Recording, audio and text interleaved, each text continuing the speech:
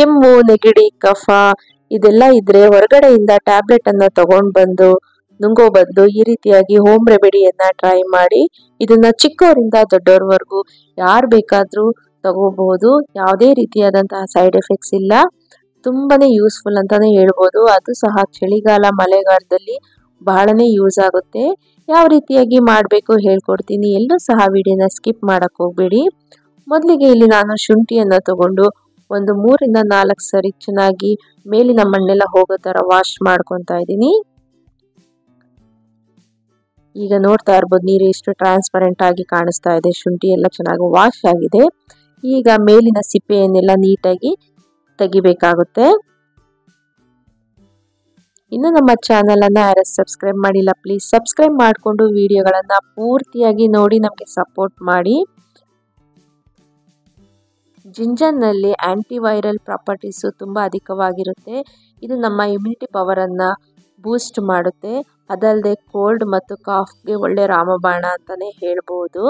ಅದಲ್ಲದೆ ನೀವು ಜಿಂಜರನ್ನ ಸೇವೆ ಮಾಡೋದ್ರಿಂದ ನಿಮ್ಮ ವೆಯ್ಟ್ ಲಾಸ್ ಸಹ ಆಗುತ್ತೆ. ಮತ್ತು ನಮಗೆ ಜಿಂಜರು ಕಾಫಿಗೆ ಬಹಳ ಉಪಯುಕ್ತ ಅಂತಲೇ ಹೇಳ್ಬೋದು. ಮತ್ತು ಇದನ್ನು ಇನ್ನೊಂದ್ಸರಿ ನೀರಲ್ಲಿ ವಾಶ್ ಮಾಡಿಕೊಂಡು ಸಣ್ಣದಾಗಿ ಕಟ್ ಮಾಡ್ಕೋಬೇಕಾಗುತ್ತೆ.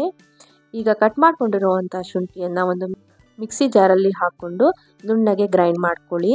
ನೀರನ್ನು ಹಾಕೋಕ್ಕೆ ಹೋಗ್ಬಿಡಿ, ಹಾಗೆ ನುಣ್ಣಗೆ ಗ್ರೈಂಡ್ ಮಾಡ್ಕೋಬೇಕಾಗುತ್ತೆ. ಈಗ ಇದೊಂದು ಅರ್ಧ ಕಪ್ಪಷ್ಟು ಶುಂಠಿ ಪೇಸ್ಟ್ ರೆಡಿಯಾಗಿದೆ. ಈಗ ಒಂದು ಕಡಾಯಿಯಲ್ಲಿ 1 ಸ್ಪೂನಷ್ಟು ತುಪ್ಪವನ್ನು ಹಾಕಿ ನಾವು ಗ್ರೈಂಡ್ ಮಾಡ್ಕೊಂಡಿರುವಂಥ ಶುಂಠಿ ಪೇಸ್ಟನ್ನು ಇದರಲ್ಲಿ ಹಾಕಬೇಕಾಗುತ್ತೆ. ಹಾಕಿ ಒಮ್ಮೆ ತುಪ್ಪದಲ್ಲಿ ಫ್ರೈ ಮಾಡ್ಕೊಳ್ಳಿ. ಈಗ ಇದು ಚೆನ್ನಾಗಿ ಫ್ರೈ ಆದಮೇಲೆ ಇದಕ್ಕೆ ನಾನು 1 ಕಪ್ಪಷ್ಟು ಬೆಲ್ಲವನ್ನು ಹಾಕ್ತಾ ಇದ್ದೀನಿ. ನೀವು ಇಲ್ಲಿ ಬೆಲ್ಲವನ್ನಾದರೂ ಹಾಕ್ಬೋದು, ಈ ರೀತಿಯಾಗಿ ಪುಡಿ ಬೆಲ್ಲವನ್ನಾದರೂ ಹಾಕ್ಬೋದು. ಉಂಡೆ ಬೆಲ್ಲನ ನೀವು ಕುಟ್ಬಿಟ್ಟು ಸಹ ಪೌಡರ್ ಮಾಡಿ ಹಾಕ್ಕೋಬಹುದು. ಈಗ ಎರಡನ್ನೂ ಹಾಕಿ ಒಮ್ಮೆ ಚೆನ್ನಾಗಿ ಮಿಕ್ಸ್ ಮಾಡ್ಕೊಳ್ಳಿ. ಬೆಲ್ಲದ ಸೇವನೆಯಿಂದನೂ ಸಹ ನಮ್ಮ ಬಾಡಿ ವಾರ್ಮ್ ಆಗಿರುತ್ತೆ. ಅದಲ್ಲದೆ ಇದು ಸಹ ನಮ್ಮ ಇಮ್ಯುನಿಟಿ ಪವರನ್ನು ಹೆಚ್ಚಿಸುತ್ತೆ. ಮತ್ತು ಬೆಲ್ಲವನ್ನು ಸೇವನೆ ಮಾಡೋದ್ರಿಂದ ನಿಮಗೆ ಐರನ್ ಕಂಟೆಂಟು ಸಹ ಇಂಪ್ರೂವ್ ಆಗುತ್ತೆ ಅಂತಲೇ ಹೇಳಬಹುದು.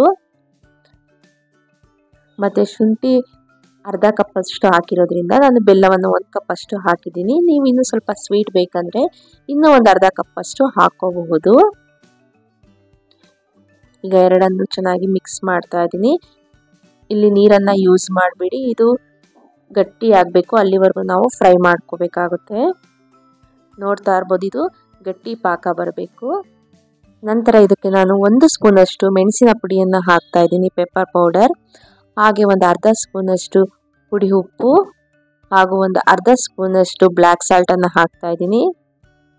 ಈಗ ಎಲ್ಲವನ್ನು ಹಾಕಿ ಒಮ್ಮೆ ಚೆನ್ನಾಗಿ ಮಿಕ್ಸ್ ಮಾಡ್ಕೊಳ್ಳಿ. ಇದು ನಿಮಗೆ ಗಟ್ಟಿ ಆಗಬೇಕು, ಹಾಗೆ ನಿಮಗೆ ಇದು ಪ್ಯಾನನ್ನು ಬಿಡಬೇಕು, ಅಲ್ಲಿವರೆಗೂ ನಾವು ಇದನ್ನು ಚೆನ್ನಾಗಿ ಫ್ರೈ ಮಾಡ್ಕೋಬೇಕಾಗುತ್ತೆ. ಇದು ನಿಮಗೆ 100% ಒಳ್ಳೆ ರೆಮಿಡಿ ಅಂತಲೇ ಹೇಳ್ಬೋದು. ಯಾರಿಗೆಲ್ಲ ಕೋಲ್ಡ್ ಕಾಫ್ ಆಗುತ್ತಲ್ಲ, ಒಮ್ಮೆ ಟ್ರೈ ಮಾಡಿ ಇದನ್ನು ಸ್ಟೋರ್ ಮಾಡಿ ಇಟ್ಕೊಳ್ಳಿ. ಬಹಳನೇ ಯೂಸ್ಫುಲ್ ಅಂತಲೇ ಅನ್ಬೋದು. ನೀವು ಹೊರಗಡೆಯಿಂದ ಟ್ಯಾಬ್ಲೆಟ್ಸ್ ಎಲ್ಲ ತೊಗೊಂಡು ಬಂದು ಸೇವನೆ ಮಾಡೋ ಬದಲು ಈ ರೀತಿಯಾಗಿ ಹೋಮ್ ರೆಮಿಡಿನ ಟ್ರೈ ಮಾಡಿ, ತುಂಬಾ ಉಪಯುಕ್ತವಾಗಿದೆ. ನಾವಿಲ್ಲಿ ಬೆಲ್ಲವನ್ನು ಯೂಸ್ ಮಾಡಿರೋದ್ರಿಂದ ಹೆಲ್ತಿಗೆ ಸಹ ತುಂಬಾ ಒಳ್ಳೆಯದಂತಾನೆ ಅನ್ಬಹುದು. ನೋಡಿ, ಇದು ಈಗ ಗಟ್ಟಿ ಆಗ್ತಾ ಇದೆ. ಇದು ಪೂರ್ತಿಯಾಗಿ ಗಟ್ಟಿ ಆಗಬೇಕು, ಅಲ್ಲಿವರೆಗೂ ನಾವು ಇದನ್ನು ಫ್ರೈ ಮಾಡ್ಕೋಬೇಕಾಗುತ್ತೆ. ಈಗ ಇದು ಗಟ್ಟಿಯಾಗಿದೆ.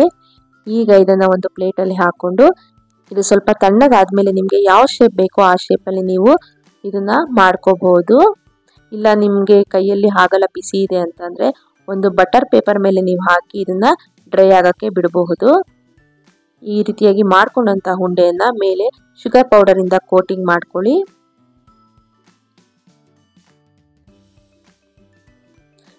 ಕೋಟಿಂಗ್ ಮಾಡಿ ನಾನಿಲ್ಲಿ ಗ್ಲೂಕೋಸ್ ಪೌಡರನ್ನು ಯೂಸ್ ಮಾಡಿದ್ದೀನಿ. ನೀವು ಬೇಕಾದರೆ ಇಲ್ಲಿ ಶುಗರ್ ಪೌಡರನ್ನು ಸಹ ಯೂಸ್ ಮಾಡ್ಕೋಬೋದು. ಈಗ ಇದು ಕಂಪ್ಲೀಟಾಗಿ ಡ್ರೈ ಆಗುತ್ತೆ.